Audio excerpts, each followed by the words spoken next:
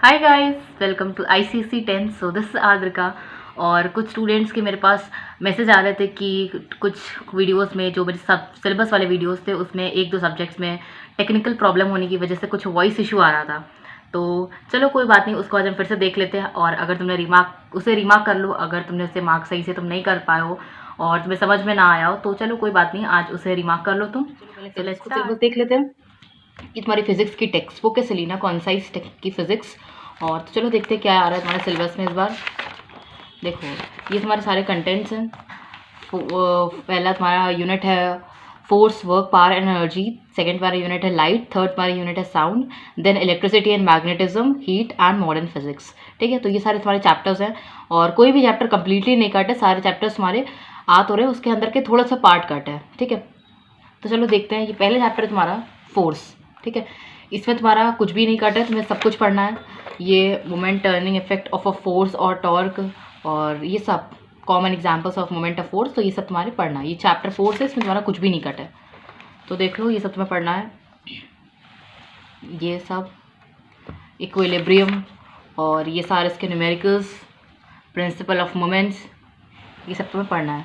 ठीक है, और नेक्स्ट आज फिर इसके में सेंटर ऑफ ग्रेविटी तुम्हारा पार्ट है, ये भी पूरा पढ़ना है तुम्हें। सेंटर ऑफ ग्रेविटी में से कुछ भी नहीं कटा है और इसमें से ये सारे जो फिगर्स हैं, यूनिफॉर्म ऑब्जेक्ट्स, इनकी तुम्हें सेंटर ऑफ ग्रेविटी देख लेना एक बार। एंड ये सब आ रहा है तुम्हारा। ठीक है, इसमें कुछ भी नहीं कट है। और यूनिफॉर्म सर्कुलर मोशन का 2023 बैच था, उसमें यूनिफॉर्म सर्कुलर मोशन कट था, लेकिन इस बार हमारे बैच में ये यूनिफॉर्म सर्कुलर मोशन पूरा आ रहा है। ठीक है, इसमें सेंट्रीपिटल एंड सेंट्रीफ्यूगल फोर्स, ये दोनों फोर्सेस हमारे इंक्लूड कर दिए गए सिलेबस में, तो यूनिफॉर्म सर्कुलर मोशन भी पूरा आ रहा है। ठीक है, देखो इसे, ये सब आ रहा है, ये देखो। फिर नेक्स्ट चैप्टर तुम्हारा वह है वर्क, एनर्जी एंड पावर। तो वर्क, एनर्जी एंड पावर में भी तुम्हारा कुछ भी सिलेबस कट नहीं है और पूरा फुल चैप्टर तुम्हें पढ़ना है। वर्क, एनर्जी एंड पावर, ये देखो, measurement of work, expression for work, ये और ये स्पेशल केसेस जो होते हैं तुम्हारे, ये बहुत इंपॉर्टेंट होते हैं, इनसे क्वेश्चन ज़रूर फ्रेम होता है तुम्हारे, तो ये स्पेशल केसेस तुम्हें बहुत अच्छे से पढ़ना। ठीक है, तो ये सब आ रहा है तुम्हारा। और conditions for the work done by force to be zero, ये पूरा फुल पेज, ये पूरा full page, work done by the force of gravity, units of work, power, तो ये सब तुम्हारा आ रहा है। और ये सब भी तुम्हारा है पूरा, ये देखो, मतलब ये तुम्हारा फुल चैप्टर है, इसमें कुछ भी कट नहीं है तुम्हारा। ठीक है, और इससे न्यूमेरिकल्स तुम्हारे, फिर देन तुम्हारा डिफरेंट फॉर्म्स ऑफ एनर्जी, ये भी तुम्हारा पूरा आ रहा है, इसमें भी तुम्हारा कुछ कट नहीं है। और इसमें तुम्हारा फॉर्म्स ऑफ पोटेंशियल एनर्जी दिया है, gravitational potential energy, elastic potential energy and kinetic energy, और एक्सप्रेशन इसका, relationship between kinetic energy and momentum, ये and forms of kinetic energy, ये सब तुम्हारा सिलेबस में आ रहा है। ठीक है, कुछ भी कट नहीं है। फिर इसके examples, then conversion of energy from one form to another, तो ये सब भी तुम्हारा है। ठीक है, सिलेबस में सब कुछ इंक्लूड है, ये पूरा full chapter, work, power, energy का फुल चैप्टर। फिर इसके न्यूमेरिकल्स वगैरह अच्छे से करना। एंड देन ये तुम्हारा कंजर्वेशन ऑफ एनर्जी, इसका एक पार्ट है, इसका थर्ड पार्ट जो है कंजर्वेशन ऑफ एनर्जी, ये भी पूरा सिलेबस में है। और इसका थ्योरेटिकल वेरिफिकेशन, इसको तुम्हें समझना होगा और इसको अच्छे से लर्न कर लेना। ये क्वेश्चन तुम्हारा आ सकता है, 4 मार्क्स का आ सकता है, 3 मार्क्स का आ सकता है, और ये तुम्हें पूरा दिखाना होगा, मैथमेटिकली प्रूव करना होगा इसको। ठीक है, तो ये देखो, इसको, ये सब आ रहा है तुम्हारा। ठीक है, ये ग्राफ आप इम्पॉर्टेंट है, ग्राफ देख लेना इसका, ये देखो, ये सब आ रहा है तुम्हारा। देन तुम्हारा है मशीन्स, मशीन्स में भी तुम्हारा आ रहा है फुल चैप्टर, ये मशीन्स में भी कुछ भी कट नहीं है, डिडक्ट नहीं, सब कुछ तुम्हें करना है। तो ये इसमें लेवर का पार्ट था, कुछ बच्चों को डाउट था कि लेवर वाला पोर्शन जो है वो आ रहा है कि नहीं, तो लेवर वाला पोर्शन तुम्हारा इस बार बैच में आ रहा है, तो इसको तुम्हें करना है। फर्स्ट क्लास लेवर, क्लास सेकेंड लेवर, क्लास थर्ड लेवर, तो ये सब तुम्हारा है। ठीक है, आ रहा है, इसमें कुछ भी कट नहीं है। ये देखो, principle of machine, principle of lever, ये देखो, लेवर्स हमारा आ रहा है, ये कट नहीं है। ठीक है, और ये इंपॉर्टेंट है क्योंकि पिछली बार का बैच था उसमें ये नहीं आ रहा था, लेकिन इस बार ये आ रहा है, तो डेफिनेटली यहाँ से क्वेश्चंस आएंगे, तो इसलिए ये लेवर का पार्ट इंपॉर्टेंट है और इसको अच्छे से पढ़ना।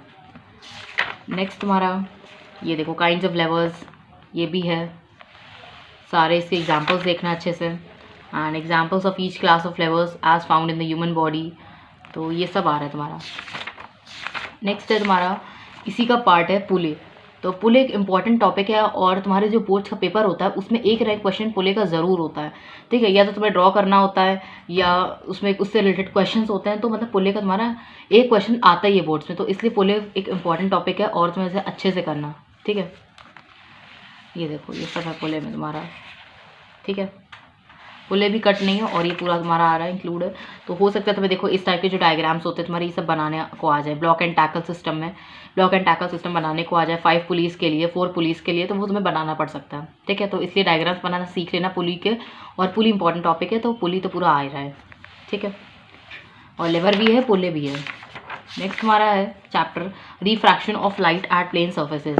ये लाइट हमारा एक ऐसा टॉपिक होता है जो तुम्हारे बोर्ड में बहुत ही ज़्यादा स्कोरिंग होता है और इजी होता है, इसलिए तुम इसको तो अच्छे से ज़रूर करना, ठीक है। तो इसमें रिफ्रैक्शन वगैरह और laws of refraction, effect on speed, frequency and wavelength due to fraction of light, ये सब इंक्लूड है, ठीक है। इसमें से कुछ भी कट नहीं है तुम्हारा और इंपॉर्टेंट टॉपिक्स होते हैं, इनमें से कुछ नहीं कट होता है।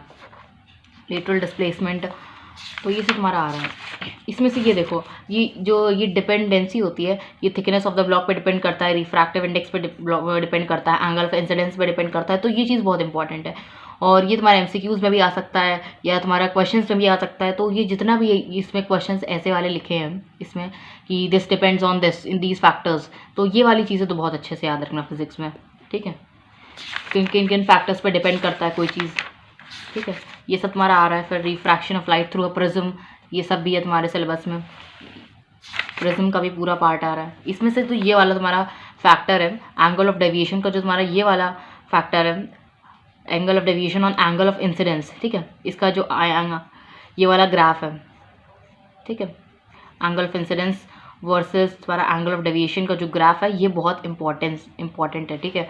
और ये ग्राफ भी बनाने को आ सकता है और इससे क्वेश्चन तुम्हारा आ जाता है, इसलिए इसको तो बहुत अच्छे से पढ़ना, इस वाले पोर्शन को बहुत अच्छे से पढ़ना। और ये फैक्टर्स भी इंपॉर्टेंट है सारे, तो ये इससे भी न्यूमेरिकल्स आते हैं, ठीक है। तो ये देखो ये सब इंपॉर्टेंट है और सब आ रहा है। नेक्स्ट हमारा है simple applications of refraction of light. ये है तुम्हारा आ रहा है पूरा रियल एंड अपरेंट डेप्थ और इसका फॉर्मूला, देन तुम्हारा apparent bending of a stick under water, some consequences of refraction of light, ये सब है तुम्हारे सिलेबस में, इसके न्यूमेरिकल्स। नेक्स्ट हमारा है critical angle and total internal reflection. देखो अगर तुमने ये टॉपिक सही से समझा तभी तुम रे डायग्राम्स वाले क्वेश्चंस कर पाओगे, क्योंकि लाइट से सबसे ज़्यादा तुम्हारे रे डायग्राम्स वाले क्वेश्चंस आते हैं और वो तुम तभी कर पाओगे जब तुम्हें ये अच्छे से पता हो, critical angle and total internal reflection, ठीक है। तो इस पार्ट को अच्छे से पढ़ना और इसी से तुम अपने जो ये वाले रे डायग्राम वाले क्वेश्चंस होते हैं तुम तभी कर पाओगे, ठीक है। और इसमें रे डायग्राम्स वाले क्वेश्चन ज़रूर से ज़रूर आते हैं, तो इसको अच्छे से पढ़ना। ये देखो सब इंपॉर्टेंट है तुम्हारे। फिर some consequences of total internal reflection, ये भी इंपॉर्टेंट है, ठीक है। फिर नेक्स्ट जो तुम्हारा चैप्टर है वो है रिफ्रैक्शन थ्रू अ लेंस। इसमें बेसिकली तुम्हारे जो लेंस के डायग्राम है, रे डायग्राम्स बहुत इंपॉर्टेंट है इस वाले चैप्टर में, और इसमें तुम्हारे न्यूमेरिकल्स भी हैं। जो लाइट के न्यूमेरिकल्स हैं वो तुम्हारे इसी चैप्टर में है, तो उसको वो भी इंपॉर्टेंट है और उसका क्वेश्चन आते हैं, तो देख लो तुम। ये लेंस क्या है, कॉन्वेक्स और कन्वर्जिंग लेंस, ये कॉनकेव और डाइवर्जिंग लेंस, फिर ये सब पार्ट पूरा technical terms related to lens, ये सब आ रहा है तुम्हारे सिलेबस में, कुछ भी कट नहीं है, ठीक है। ये देखो ये सब आ रहा है तुम्हारे सिलेबस में। फिर नेक्स्ट तुम्हारा formation of image by lens. तो इसमें तुम्हारे सिर्फ और सिर्फ डायग्राम्स है, तुम्हें रे डायग्राम्स प्रैक्टिस करने हैं और तुम रे डायग्राम्स जैसे जैसे प्रैक्टिस करोगे तो तुम्हें वो अच्छे से याद हो जाएंगे। तो रे डायग्राम्स इंपॉर्टेंट होते हैं और उन्हें अच्छे से प्रैक्टिस करना। ये देखो ये रूल्स लिखे हैं कंस्ट्रक्शन फॉर ऑफ रे डायग्राम्स, ये देखो सब तुम्हारे इंपॉर्टेंट है, सारे केसेस दिए हैं तुम्हें। और ये इसकी समरी लिखी है, इस ब्लॉक में इसकी समरी लिखी है जितना भी आगे तुमने पढ़ा। देन तुम्हारा कॉनकेव लेंस का स्टार्ट हो जाता है यहाँ से, और कॉनकेव लेंस के तुम्हारे से 2 ही केसेस हैं। नेक्स्ट हमारा है sign convention and lens formula. हाँ, तो यहाँ से तुम्हारा थोड़ा सा पोर्शन कट है, वो मैं तुम्हें बता रही हूँ। इसमें साइन कन्वेंशन के रूल्स हैं, इनको तुम्हें अच्छे से पढ़ना है। लेंस फार्मूला, ये लेंस फार्मूला आ रहा है, लेकिन लेंस फार्मूला का जो डेरिवेशन है तुम्हारा, ये जो इतना सारा डेरिवेशन लिखा है तुम्हारे ये और ये तुम्हारे सिलेबस में नहीं है, तो इस डेरिवेशन ये तुम्हें डेरिवेशन करने को नहीं आएगा, तो प्लीज़ इसको कट कर दो। कॉन्वेक्स लेंस और फॉर कॉनकेव लेंस, ये पूरा यहाँ तक, इसको एंड तक यहाँ तक कट कर दो, ठीक है। ये नहीं आ रहा है तुम्हारे सिलेबस में। देन तुम्हारा लीनियर मैग्निफिकेशन स्टार्ट होता है। लीनियर मैग्निफिकेशन में तुम्हारे ये पढ़ना है तुम्हें और ये फॉर्मूला पढ़ना है, और इसका भी डेरिवेशन जो है इसका भी डेरिवेशन जो है वो तुम्हारे सिलेबस में नहीं है, तो डेरिवेशन यहाँ से लेके इसको लास्ट तक कट कर दो, ये पूरा इसको यहाँ तक कट कर दो, और बाकी तुम्हारे सिलेबस में सब कुछ आ रहा है, पावर ऑफ लेंस ये सब आ रहा है, और से न्यूमेरिकल्स वगैरह भी आ रहा है। ठीक है, ये देखो नेक्स्ट हमारा है magnifying glass and application of lenses. तो इसमें कुछ भी कट नहीं है, तो सब कुछ पढ़ना है इसमें। ये सब तुम्हें application of lenses, experimental verification, और differentiate between a convex lens and concave lens, ये सब तुम्हारे सिलेबस में है। ठीक है, फिर जो नेक्स्ट चैप्टर तुम्हारा आता है वो है स्पेक्ट्रम। स्पेक्ट्रम देखो, स्पेक्ट्रम में तुम्हारा कुछ भी कट नहीं है, तुम्हें सब कुछ पढ़ना है, और इससे जनरली तुम्हारे MCQ क्वेश्चंस इस चैप्टर से बहुत बनते हैं।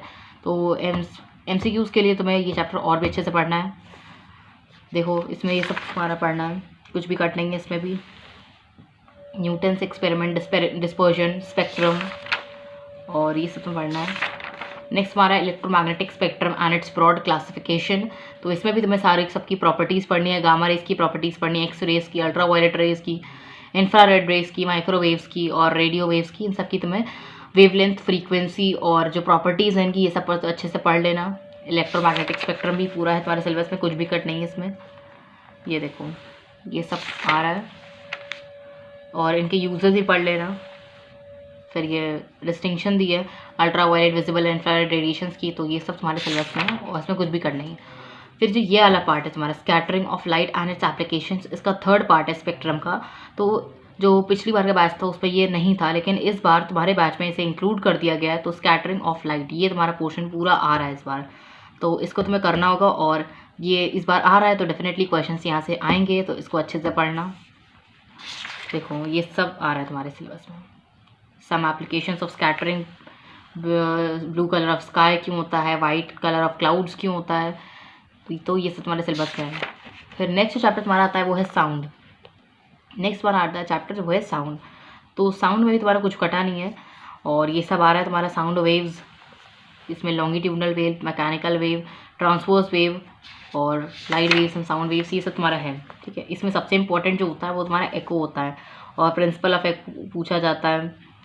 ठीक है, तो ये सब तुम्हारा इंपॉर्टेंट है। प्रिंसिपल ऑफ सोनार पूछा जाता है, तो वो तुम्हारा है एको है इसका आंसर। और यूज़ ऑफ एक्कोज बाय सोनार, इसका फुल फॉर्म याद रखना सोनार का। और रेडार का भी देखो, रेडार का भी फुल फॉर्म लिखा है, तो ये सब फुल फॉर्म याद रखना, आ जाते हैं क्वेश्चंस। तो use of echoes in medical field, तो ये सारे, और इसके न्यूमेरिकल्स ज़रूर आते हैं, तो न्यूमेरिकल्स अच्छे से करना है इसको। नेक्स्ट हमारा है natural damped and force vibrations और रेजोनेंस। इसमें से ये सब पूरा आ रहा है, इसमें कुछ भी कट नहीं है। और रेजोनेंस एक स्पेशल केस है, तो इसको तो और अच्छे से पढ़ना, क्योंकि इसका क्वेश्चन आता ही आता है। तो नेचुरल वाइब्रेशंस एग्जांपल्स इसके, देन तुम्हारे ये है, उसके बाद तुम्हारा है डैम्प्ड वाइब्रेशंस पढ़ना है तुम्हें, और इनके जो इस ग्राफ बने हैं इसको भी अच्छे से करना है। ठीक है, डिस्प्लेसमेंट टाइम ग्राफ बना है, इसका डिस्प्लेसमेंट टाइम ग्राफ बना है। डैम्प्ड वाइब्रेशंस के लिए ये है तुम्हारा नेचुरल वाइब्रेशंस के लिए, तो इनके ग्राफ भी अच्छे से प्रैक्टिस कर लेना। ये फोर्स वाइब्रेशंस भी है, और रेजोनेंस तुम्हारा स्पेशल केस होता है फोर्स वाइब्रेशंस का, तो ये भी आता है। और ये एक्सपेरिमेंट्स भी हैं, इसमें कुछ भी कट नहीं है इस चैप्टर में भी। और इन क्वेश्चन, ये जो तुम्हारे एक्सपेरिमेंट्स हैं इनसे क्वेश्चंस आ जाता है, तो इन्हें भी अच्छे से पढ़ना। ठीक है, फिर जो नेक्स्ट चैप्टर है तुम्हारा वो है, नहीं इसी का थर्ड पार्ट अभी बचा है तुम्हारा, characteristics of sounds and the subjective and objective nature.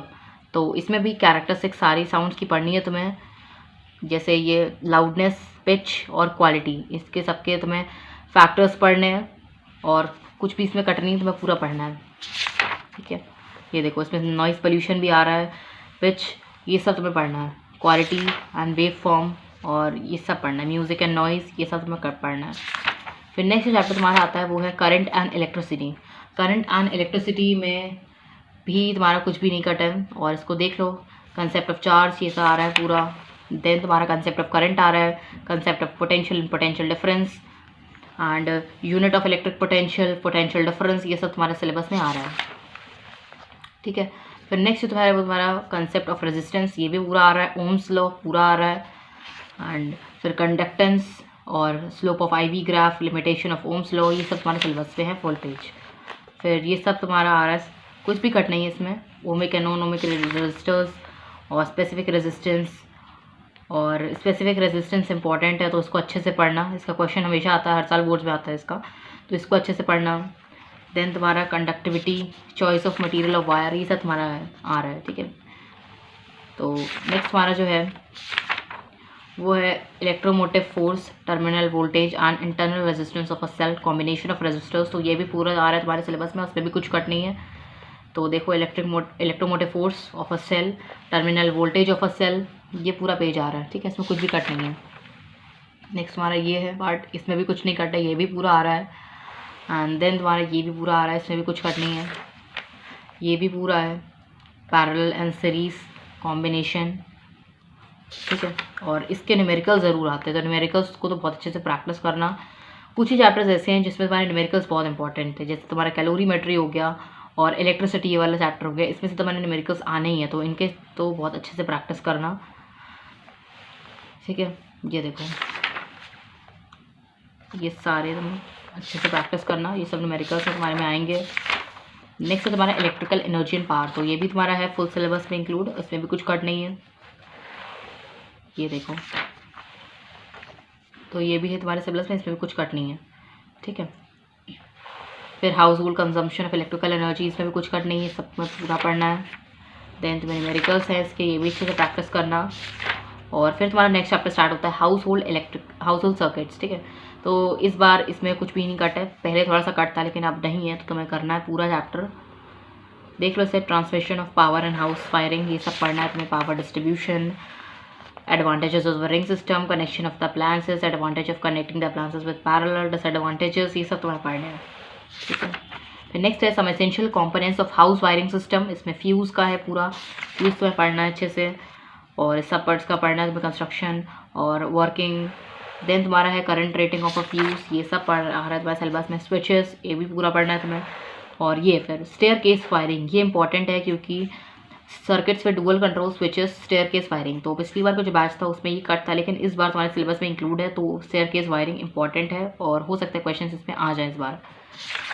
फिर नेक्स्ट चैप्टर तुम्हारा, नेक्स्ट जो तुम्हारा टॉपिक है वो है अर्थिंग, ग्राउंडिंग और लोकल अर्थिंग, इसमें पूरा है। Earthing of an appliance, 3 pin plug and socket, ये भी है पूरा। Colour coding of wires, high tension wire, safety precautions, ये सब है तुम्हारे सिलेबस में। फिर नेक्स्ट चैप्टर तुम्हारा वो है इलेक्ट्रोमैग्नेटिज्म। इलेक्ट्रोमैग्नेटिज्म में थोड़ा सा कट है, तो देख लेते हैं उसे क्या है। तो ये सब तो आ रहा है तुम्हारा, और स्ट्रिट्स एक्सपेरिमेंट, ये है पूरा। Magnetic field and field lines due to current in a straight wire, ये भी पूरा है तुम्हारा, ये पूरा फुल पेज। देन तुम्हारा ये भी पूरा पेज है आ रहा है, इसमें भी कुछ कट नहीं है। फिर सिलेंड्रिकल कॉइल और सोलेनॉइड, ये भी पूरा है तुम्हारे सिलेबस में, कुछ कट नहीं है।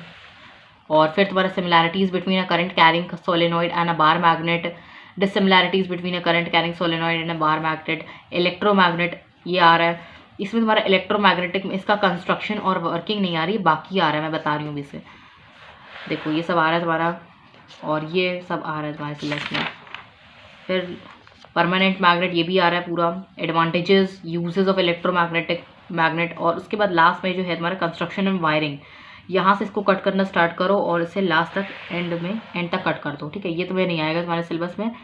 इसमें कंस्ट्रक्शन एंड वायरिंग नहीं है, working and function of each part नहीं है, ठीक है। तो ये 2 टॉपिक हमारे इसमें नहीं है इलेक्ट्रोमैग्नेट के अंदर, तो इसको कट कर लो और यहाँ से क्वेश्चंस नहीं आएंगे, ठीक है। फिर जो नेक्स्ट चैप्टर हमारा वो है, नेक्स्ट पार्ट है इसका, वो है force on a current carrying conductor in a magnetic field and its application in DC motor. तो ये देखो ये आ रहा है पेज, ये पेज आ रहा है एंड ये आ रहा है। तो देखो सिंपल डीसी मोटर इंपॉर्टेंट है क्योंकि ये पहले नहीं आया था लेकिन इस बार इंक्लूड है, तो ये सब आ रहा है। और इसका डायग्राम बहुत इंपॉर्टेंट है, तो डीसी मोटर का डायग्राम तुम्हें बनाना सीखना होगा, ठीक है। इसको बनाना सीखना होगा, लेबलिंग के साथ साथ इसको तुम्हें स्केच बनाना भी आना चाहिए, ठीक है, क्योंकि ये भी आ सकता है। नेक्स्ट है तुम्हारा वर्किंग इसका कट है।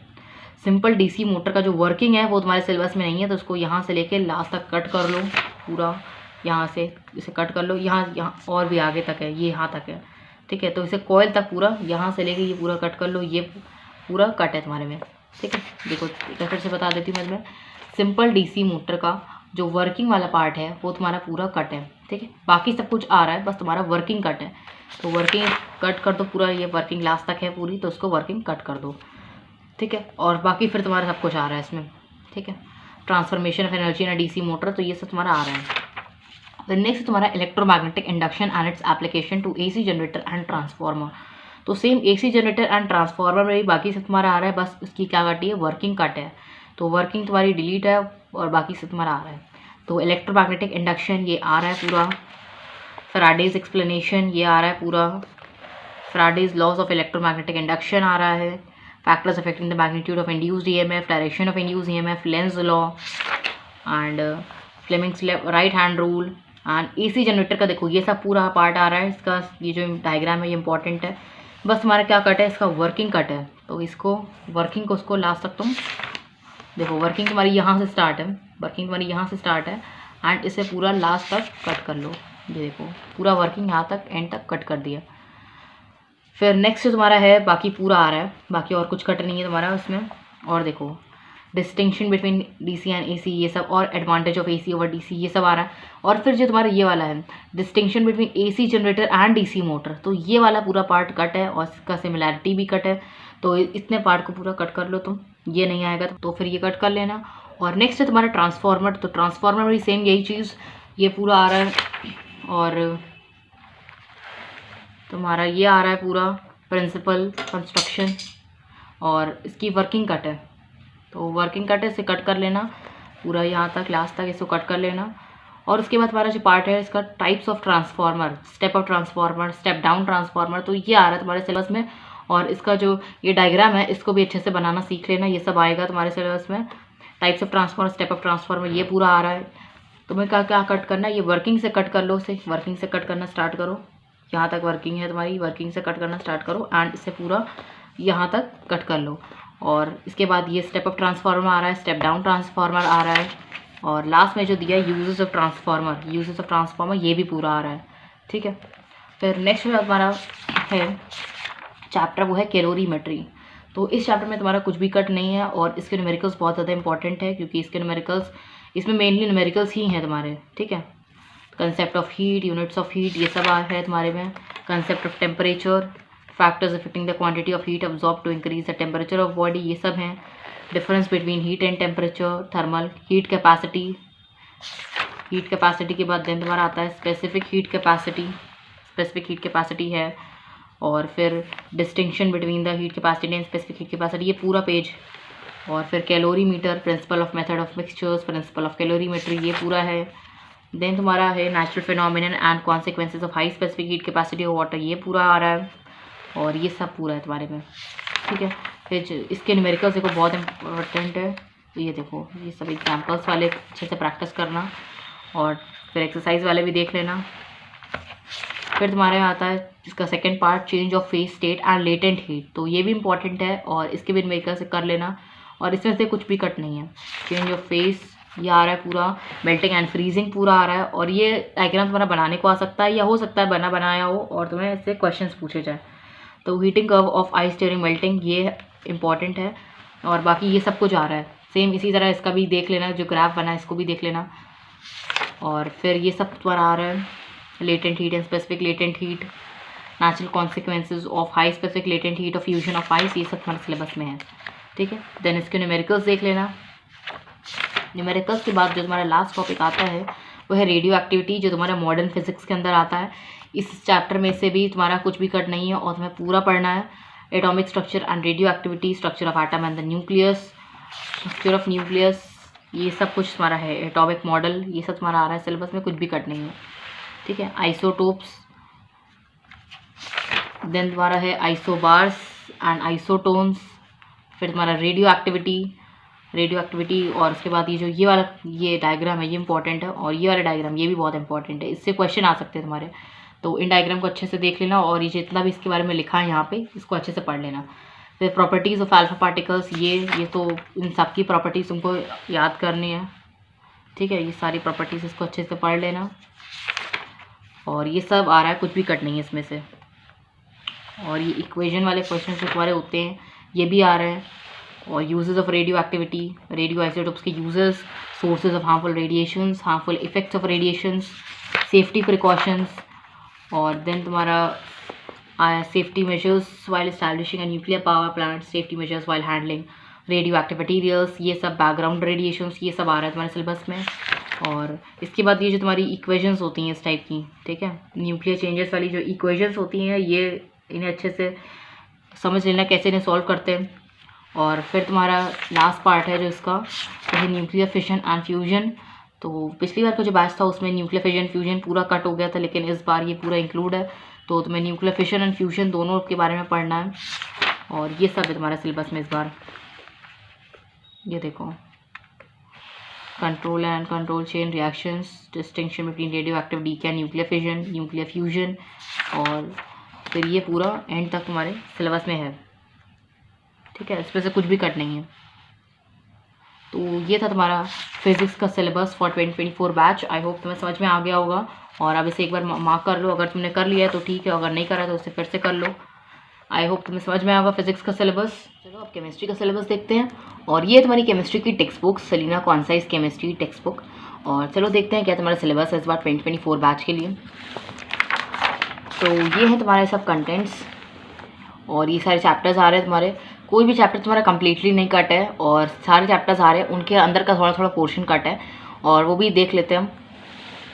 तो चलो पहले फर्स्ट चैप्टर देखते हैं अपना, periodic table, periodic properties and variations of properties. तो इस चैप्टर में तुम्हारा कुछ भी कट नहीं है, और ये तुम्हें पूरा पढ़ना है।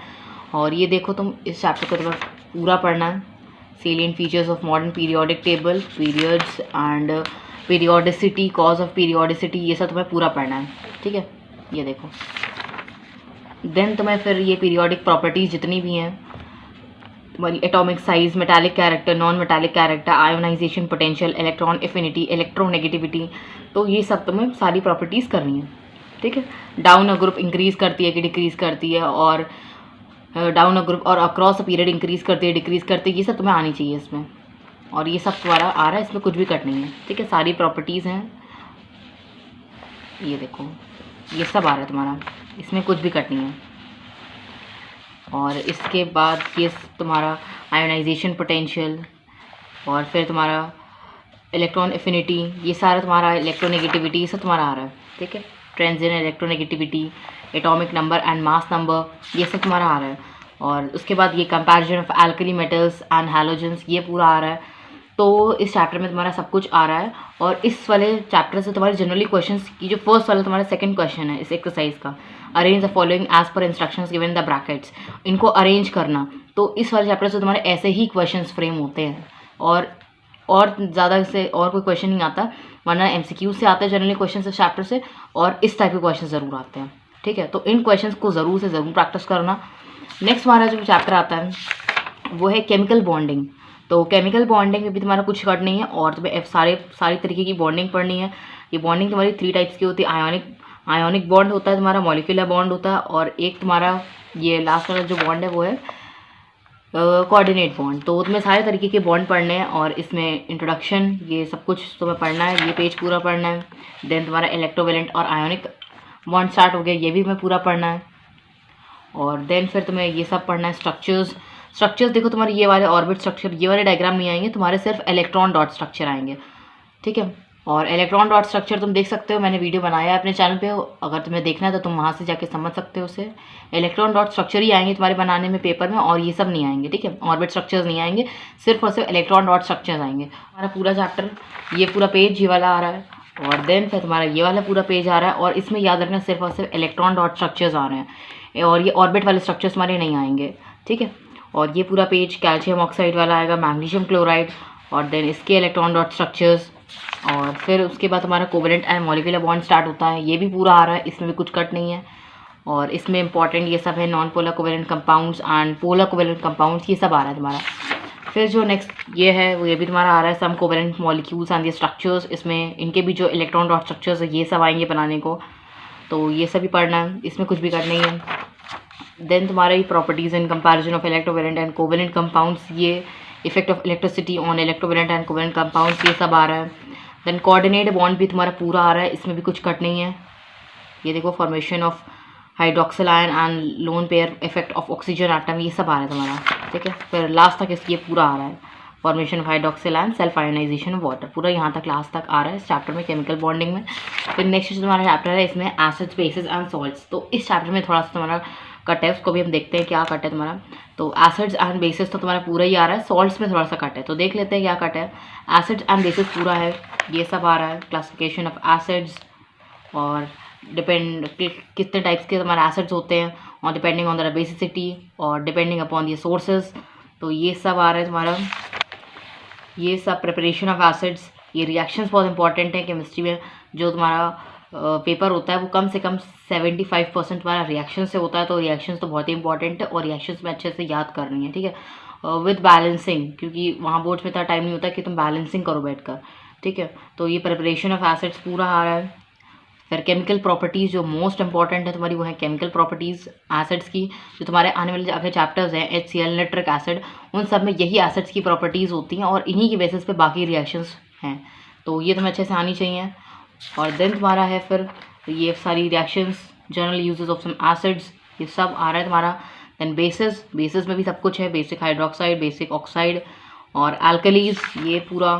Then on the basis of the acidity, जो बेसिस को हम क्लासीफाई करते हैं, तो ये सब आ रहा है। प्रॉपर्टीज़ ऑफ बेसिस एल्कलीज, ये सब है, ठीक है। फिर लास्ट में तुम्हारा है test for acidity and alkalinity, तो ये भी आ रहा है। Importance of pH in everyday life, ये भी पूरा है। और फिर सॉल्ट्स पे थोड़ा सा कट है, देखते हैं क्या कट है तुम्हारा। सॉल्ट्स इन द प्रिपरेशन पे ये सब तुम्हारा पढ़ना है तुम्हें। देन क्लासिफिकेशन ऑफ सॉल्ट्स में, ये जो क्लासिफिकेशन ऑफ सॉल्ट्स है उसमें तुम्हारा नॉर्मल सॉल्ट आ रहा है, एसिड सॉल्ट आ रहा है, बेसिक सॉल्ट आ रहा है। तुम्हें इसमें डबल सॉल्ट्स नहीं पढ़ना है, मिक्स सॉल्ट्स नहीं पढ़ना, और कॉम्प्लेक्स सॉल्ट्स नहीं पढ़ना है। तो ये 3 टाइप्स के जो सॉल्ट्स हैं, लास्ट 3 सॉल्ट्स, ये तुम्हें नहीं पढ़ने, तुम्हें फर्स्ट 3 सॉल्ट्स जो दिए हैं यही पढ़ने हैं। तो ये तुम्हें पढ़ना है नॉर्मल सॉल्ट का, ये तुम्हें पढ़ना है एसिड सॉल्ट का, और ये तुम्हें पढ़ना है बेसिक सॉल्ट का। उसके बाद देन तुम्हारा डबल सॉल्ट्स में नहीं पढ़ना है, इसे कट कर लो, इसे कट कर लो। मिक्स सॉल्ट तुम्हें नहीं पढ़ना है, इसे कट कर लो। और देन कॉम्प्लेक्स सॉल्ट भी तुम्हें नहीं पढ़ना है, इसको कट कर लो, ठीक है। फिर नेक्स्ट पेज पे इसमें methods of preparation of salt में तुम्हें ये पढ़ना है, ये पढ़ना है प्रिपरेशन ऑफ इनसॉल्युबल सॉल्ट्स। और उसके बाद लेबोरेटरी प्रिपरेशन में किसका पढ़ना है, ये आयरन क्लोराइड का पढ़ना है, ठीक है, इसका पढ़ना है तुम्हें। ये सब पढ़ना है तुम्हें। जिंक सल्फेट का पढ़ना है तुमको, ठीक है। आयरन सेकेंड सल्फेट का पढ़ना है तुमको। लेड क्लोराइड का पढ़ना है, एंड कैल्शियम कार्बोनेट का पढ़ना है, ठीक है। ये lead chloride and calcium carbonate ये पढ़ना है तुम्हें, ये है, ठीक है। ये सोडियम बाइकार्बोनेट का तुम्हें नहीं पढ़ना, ठीक, तुम्हें ये नहीं पढ़ना। ये पूरा बाकी जितना बचा हुआ आगे तक है, ये तुम्हें नहीं पढ़ना है। Preparation of sodium sulphate crystals, ये सब तुम्हें नहीं पढ़ना। ये पूरा लास्ट तक इसको कट कर दो, ठीक है। देखो मैं तुम्हें फिर से बता देती हूँ एक बार। तो यहाँ से preparation of N acid salt sodium bicarbonate, जो तुम्हारा पेज नंबर 53 पे दिया है, यहाँ से कट करना स्टार्ट करो और इसको लास्ट तक पूरा कट कर दो, ठीक है। ये यहाँ से लेकर इसको पूरा एंड तक कट कर दो, ये देखो, ठीक है। फिर देन प्रॉपर्टीज़ ऑफ सॉल्ट्स, पूरा यूनिट कट गया है, ये पूरा यूनिट नहीं आएगा, थर्ड वाला पूरा यूनिट नहीं है, तो इसको कट कर दो। जनरल प्रॉपर्टीज़ ऑफ सॉल्ट्स और ये जितना भी आगे पूरा दिया है इसको, ये सब कट कर दो, ठीक है। ये सब तुम्हारा कट है, ये कुछ नहीं आएगा, ठीक है। ये पूरा लास्ट तक ये नहीं आएगा। ड्राइंग एजेंट, डिहाइड्रेटिंग एजेंट, ये सब कुछ नहीं है तुम्हारे में। फिर तुम्हारा नेक्स्ट चैप्टर स्टार्ट होता है, that is analytical chemistry. Analytical chemistry basically तुम्हारी सिर्फ रिएक्शंस है, और वो रिएक्शन तुम्हें अच्छे से लर्न करनी है। ये सारे जितने आयंस हैं उनका कलर याद रखना है, और ये सब पढ़ना है तुम्हें। ये और छोटा चैप्टर है, इजी चैप्टर, इसलिए स्कोरिंग कर लेना इसको अच्छे से। ये सब, ये सारी रिएक्शंस में अच्छे से याद करनी है। Then actions of alkalis on certain metals, and ये action of alkalis on metal oxides, ये सब तुम्हें पढ़ना है। फिर नेक्स्ट जो चैप्टर तुम्हारा आता है वो है मोल कंसेप्ट एंड स्टोइकियोमेट्री।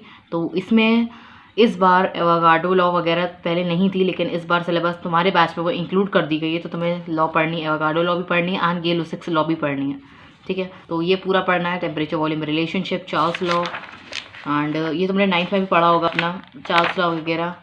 फिर गैस इक्वेशन, ये भी तुमने 9th में पढ़ा होगा, ये सब आ रहा है। स्टैंडर्ड टेम्परेचर, प्रेशर, आप temperature scales, Gay Lussac's law of combining volumes, ये सब तुमको पढ़ना है। और गे-लुसिक्स लॉ के जो न्यूमेरिकल्स है वो भी तुम्हें पढ़ने हैं, ठीक है। ये भी तुम्हारे सिलेबस में है, तो ये सब पढ़ना है तुम्हें। देन पूरा आगे तक गे-लुसिक्स लॉ पढ़ना है, देख सकते हो तुम इसे। और फिर ये तुम्हारा एवोगाड्रो लॉ दिया है, इसको भी तुम्हें पूरा पढ़ना है, ठीक है। ये देखो, और इसके भी न्यूमेरिकल्स तुमको आने चाहिए, और ये आ रहे हैं वाले सिलेबस में। फिर नेक्स्ट जो तुम्हारा है वो है relative atomic mass, relative molecular mass and mole concept. तो मोल कंसेप्ट भी इस बार तुम्हारे बैच में आ रहा है, तो तुम्हें मोल कंसेप्ट भी पढ़ना है, ठीक है। ये relative atomic mass, relative molecular mass, gram atomic mass, मोल कंसेप्ट, तो ये सब पढ़ना है। Mole of molecules, mole of atoms, और इनसे रिलेटेड जितने भी न्यूमेरिकल्स हैं, मोलर वॉल्यूम, वेपर डेंसिटी, तो ये सब तुमको पढ़ना है। ये देखो, ये सब आ रहा है तुम्हारे सिलेबस में। फिर उसके बाद 10th तुम्हारा जो यूनिट इसी का पार्ट है, थर्ड पार्ट इसका जो वो है percentage composition empirical and molecular फॉर्मूले। तो ये भी तुम्हें पूरा पढ़ना है, इसमें भी कुछ कट नहीं है, ये तुम्हें सारा पढ़ना है। ये सब डिटर्मिनेशन ऑफ मॉलिक्यूलर फार्मूला और इनके न्यूमेरिकल्स ये सब तुम्हें पढ़ने हैं। और इन क्वेश्चंस के लिए तुम्हें एटॉमिक मास लर्न करने पड़ेंगे, ठीक है। और आगे कुछ मेन है उनके तुम 20 तक कर सकते हो, एटॉमिक मास तुम्हें लर्न करने होंगे, तभी तुम ये बॉक्स वाले जो क्वेश्चंस होते हैं ये सब कर पाओगे।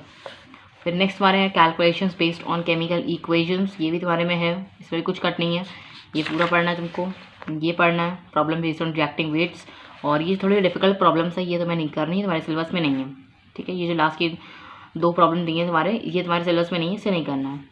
फिर लास्ट में तुम्हारा आता है जो तुम्हारा नेक्स्ट चैप्टर है वो है इलेक्ट्रोलिसिस, एक मोस्ट इंपॉर्टेंट चैप्टर जो तुम्हारा है, जिसका अच्छा वेटेज होता है तुम्हारे बोर्ड्स में। तो ये सब तुम्हें पढ़ना है, इसमें से कुछ भी कट नहीं है, ये देख लो तुम, ये देखो ये सब आ रहा है तुम्हारे सिलेबस में, ये सब है, कुछ भी कट नहीं है। इलेक्ट्रोलाइटिक डिसोसिएशन, इलेक्ट्रोकेमिकल सीरीज, और फिर electrochemical series of metals, electrochemical series of anions, preferential discharge, तो ये सब है तुम्हारे सिलेबस में। और देखो इसमें ये एग्जांपल्स दिए इलेक्ट्रोलिसिस के, तो ये तुम्हें ऐसा कोई क्वेश्चन दे दिया जाएगा, ऐसा डायग्राम बना दिया जाएगा और फिर इससे रिलेटेड क्वेश्चन पूछे जाएंगे। तो उसके लिए तुम्हें ये पूरा जितना भी इसके बारे में लिखा है ये पढ़ना है अच्छे से। तो ये पहले किसका दिया है, मोल्टन लेड ब्रोमाइड का दिया है, देन तुम्हें दिया है इसका दिया है, फिर इलेक्ट्रोलिसिस ऑफ एसिडिफाइड वाटर, ये वाला पूरा। एंड ये बहुत इंपॉर्टेंट पेज है तुम्हारे इलेक्ट्रोलिसिस वाले, इलेक्ट्रोलिसिस चैप्टर के बहुत इंपॉर्टेंट पेजेस हैं, और ये सब आ रहा है तुम्हारे सिलेबस में, ठीक है। देन तुम्हारा इलेक्ट्रोप्लेटिंग्स है, इलेक्ट्रोप्लेटिंग आ रही है, इलेक्ट्रो रिफाइनिंग आ रही है, लेकिन एक्सट्रैक्शन ऑफ मेटल्स यानी इलेक्ट्रो मेटलर्जी वाला पोर्शन कट कर दो, वो तुम्हारे सिलेबस में नहीं है, ठीक है। तो इलेक्ट्रोप्लेटिंग ये पूरा है। देन तुम्हारा electroplating an article with silver, फिर ये इधर है इलेक्ट्रोप्लेटिंग विद निकल, ये पूरा है। और देन फिर इलेक्ट्रोलाइटिक रिफाइनिंग ऑफ मेटल्स, जिसमें रिफाइनिंग ऑफ कॉपर एक ही दिया है, ये तुम्हें करना है, सब पूरा आ रहा है, ये पूरा लास्ट तक आ रहा है। इसके बाद इलेक्ट्रोमेटलर्जी जो यहाँ से तुम्हारा स्टार्ट है, इसको लेके यहाँ से लेके पूरा एंड तक कट कर दो, ये तुम्हारे सिलेबस में नहीं है, इलेक्ट्रोमेटलर्जी तुम्हारे सिलेबस में नहीं है। तुम्हें क्या पढ़ना है, इलेक्ट्रोप्लेटिंग पढ़ना है और इलेक्ट्रो रिफाइन पढ़ना है। फिर नेक्स्ट चीज़ तो तुम्हारा नेक्स्ट चैप्टर जो आ रहा है तो वो है तुम्हारा मेटलर्जी। देखो मेटलर्जी में तुम ये सब नहीं पढ़ना है, ये सब हट, ये थोड़ा इतना है तुम्हें नहीं पढ़ना है, ये कट दो इसे। फिर जो नेक्स्ट पेज है इसको भी कट कर दो, ये सब तुम्हें नहीं पढ़ना है। इसमें तुम्हें मिनरल्स एंड ओर्स की जो डेफिनेशन है, मिनरल्स एंड ओर्स की डेफिनेशन है, इसको याद कर लेना, ठीक है। मिनरल्स एंड ओर की डेफिनेशन, और बाकी ये पूरा कट है, ठीक, बाकी पूरा कट है।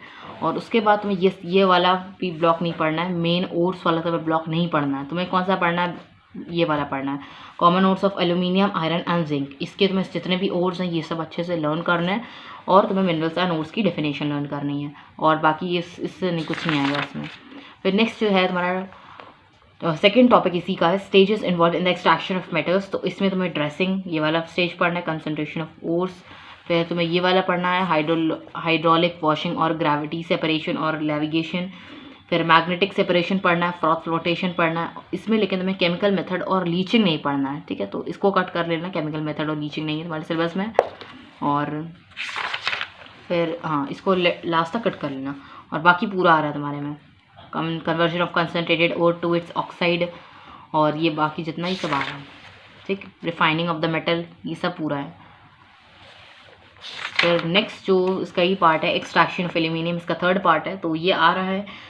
और देखो ये सब तुम्हारे है सिलेबस में, ये सब पूरा आ रहा है, लेकिन इसमें रिफाइनिंग ऑफ एल्यूमिनियम ये नहीं है तुम्हारे सिलेबस में, तो इसको कट कर लेना। देखो लिखा भी है नॉट इन सिलेबस, ये तुम्हारे सिलेबस में नहीं है, बाकी पूरा आ रहा था इसमें।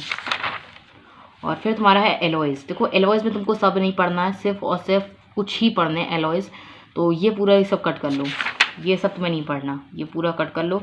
यहाँ से लेके इसको, ये देखो मैं फिर से दिखा देती हूँ, इसको पूरा यहाँ से लेके इसको पूरा ये पूरा कट कर लो, और आगे का ये पूरा कट कर लो। अब देखो इस चार्ट में देखो तुम्हें कौन कौन से एलॉयज़ करने हैं, तुम्हें कौन सा एलॉय करना है, तुम्हें ड्यूरालेमिन करना है, एल्यूमिनियम वाले में से तुम्हें ड्यूरालेमिन पढ़ना है, इसका कॉम्पोजिशन, प्रॉपर्टीज़ और यूज़ फॉर मेकिंग, ये याद करना है। तुम्हें मैग्नीशियम का नहीं पढ़ना, ठीक है। तुम्हें पढ़ना है स्टेनलेस स्टील का पढ़ना है, तुम्हें मैंगनीज स्टील का नहीं पढ़ना, टंगस्टन स्टील का नहीं पढ़ना, ब्रास का पढ़ना है, ब्रॉन्ज का पढ़ना है, जर्मन सिल्वर का नहीं पढ़ना, सोल्डर ऑफ यूज मेटल का पढ़ना है और टाइप मेटल का नहीं पढ़ना। तुम्हें कौन से पढ़ने हैं? ड्यूरेलेमेंट पढ़ना है, स्टेनलेस स्टील पढ़ना है, ब्रास पढ़ना है, ब्रॉन्ज पढ़ना है और सोलर ऑफ यूज मेटल पढ़ना है। बस यही आएंगे तुम्हारे में, यही 5 जो है मैंने मार्क करा है, यही तुम्हारे में आएंगे और बाकी सबके नहीं करना है तुम्हें, ठीक है। फिर जो तुम्हारा नेक्स्ट चैप्टर है वो है study of compounds, hydrogen chloride. ये हमारे ऐसे चैप्टर्स हैं कि इन्हीं में मेन रिएक्शंस हैं और रिएक्शन से ही मेन पेपर बनता है। तो ये जो तुम्हारे लास्ट के जो ये पार्ट है स्टडी ऑफ कंपाउंड्स वाला जो चैप्टर है, hydrogen chloride, nitric acid, sulphuric acid, तो ये बहुत इंपॉर्टेंट चैप्टर्स हैं और कम से कम 75% पेपर इन्हीं की रिएक्शन से आता है, ठीक है। तो देखो ये सब occurrence, general preparation of hydrogen chloride gas, laboratory preparation, ये सब ये तुम्हें देखो डायग्राम बना के ऐसा दे देंगे और फिर उनसे तुम्हारे से क्वेश्चन पूछेंगे। तो उसके लिए तुम्हें ये सब पता होना चाहिए, प्योरिफिकेशन कैसे होती है, ये इसका कलेक्शन कैसे होता है, इसको आइडेंटिफाई कैसे करते हैं इस गैस को हम, तो ये सब तुम्हें आना चाहिए। और इसमें कुछ भी कट नहीं है, सब आ रहा है तुम्हारा। Physical properties of hydrogen chloride gas, fountain experiment और इसकी केमिकल प्रॉपर्टीज़ बहुत इंपॉर्टेंट होती हैं, ठीक है। तो देखो ये सब केमिकल प्रॉपर्टीज़ लिखी हैं, ये बहुत इंपॉर्टेंट है। और ये देखो ये सब, और उसके बाद हमारा एक ब्लॉग बना होगा जिसमें लिखा भी है not a syllabus for reference only. तो ये वाला ब्लॉग जो तुम्हारा बना है पेज नंबर 146 पे, इसको कट कर लेना, ठीक है। ये नहीं आएगा तुम्हारे पेपर में। और तुम्हारे यूजेस भी नहीं आ रहे हैं, हाइड्रोक्लोरिक एसिड के जो यूजेस हैं वो नहीं आ रहे हैं, तो यूजेस कट कर लेना इसे। जनरल यूजेस से लेकर इसको मेडिसिन तक, इंडस्ट्रियल यूजेस भी नहीं आ रहे हैं और मेडिसिन वाले जो हैं वो भी नहीं आ रहे हैं। तो तुम्हें यूजेस कट करने, हाइड्रोक्लोरिक एसिड के यहाँ से कट करना स्टार्ट करो और पूरा इसको यहाँ तक कट कर लो, ठीक है। ये पूरा नहीं आएगा। फिर जो तुम्हारा आएगा वो है टेस्ट के आइडेंटिफाई कैसे करते हैं, मतलब इसके test for hydrogen chloride and hydrochloric acid के टेस्ट आएंगे। तो ये था हाइड्रोजन क्लोराइड से, इतना आएगा। फिर नेक्स्ट चैप्टर है तुम्हारा वो है अमोनिया। तो अमोनिया में भी यही है, अमोनिया भी ये सब आएगा तुम्हारा। इसकी केमिकल प्रॉपर्टी सबसे ज़्यादा इंपॉर्टेंट है, इसका जनरल प्रिपरेशन, इसका लेबोरेटरी प्रिपरेशन, और लेबोरेटरी प्रिपरेशन में तुम्हें डायग्राम दे देंगे एंड देन इससे रिलेटेड क्वेश्चंस पूछेंगे। तो और वो क्वेश्चंस हमारे ये जो दिया है तुम्हें पैराग्राफ, इससे आएंगे, ठीक है। तो उसके लिए तुम्हें ये अच्छे से पढ़ना है। फिर देन तुम्हारा ये सब आएगा manufacture of ammonia, Haber's process, और ये तुमसे क्वेश्चन बन जाता है कि अमोनिया का जो फॉर्मेशन होता है तो उसके मैन्युफैक्चर के प्रोसेस को क्या कहते हैं, तो वो कहते हैं हेबर्स प्रोसेस। तो याद रखना इसे। और ये सब है तुम्हारे सिलेबस में, इसमें भी कुछ कट नहीं है।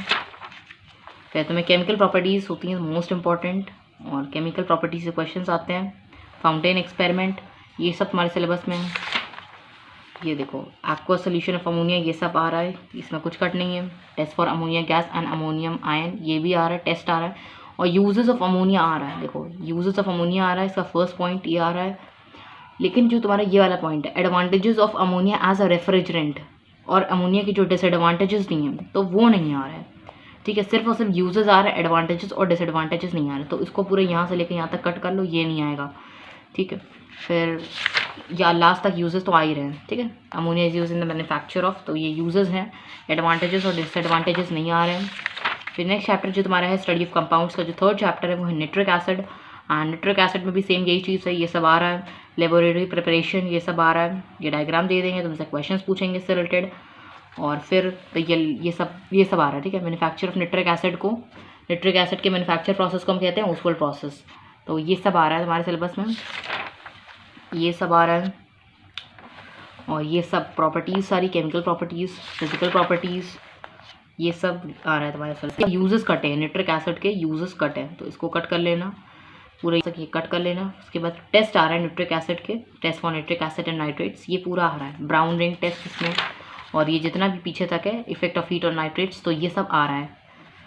फिर तुम्हारा स्टडी ऑफ कंपाउंड्स का जो फोर्थ चैप्टर है, स्टडी ऑफ कंपाउंड्स का चैप्टर 4 जो है सल्फ्यूरिक एसिड। तो सल्फ्यूरिक एसिड में भी सेम यही चीज़, ये सब आ रहा है। और इसके मैन्युफैक्चर प्रोसेस को हम कॉन्टैक्ट प्रोसेस कहते हैं, तो ये सब आ रहा है। और ये नहीं आएगा इसका, ये जो इतने ये तुम्हें ब्लॉग बनाए पूरा, और हर एक ये जो प्लांट है इसके पूरे पार्ट्स का फंक्शन दिया, ये नहीं आएगा, तो इसको कट कर लेना। और बाकी ये सब आएगा, ठीक है। इसकी कंडीशंस क्या है, इसकी समरी पूरी,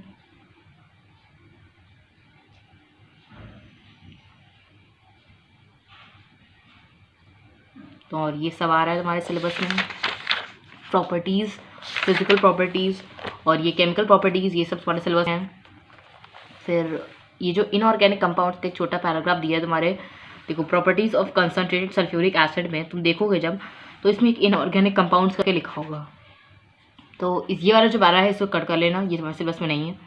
देखो इसमें लिखा है नॉट इन सिलेबस, तो मतलब ये इनऑर्गेनिक कंपाउंड वाला जो पॉइंट है ये तुम्हारे सिलेबस में नहीं है, बाकी सब पॉइंट्स इंक्लूड है। और लास्ट में तुम देखोगे तो यूजेस ऑफ सल्फ्यूरिक एसिड नहीं है।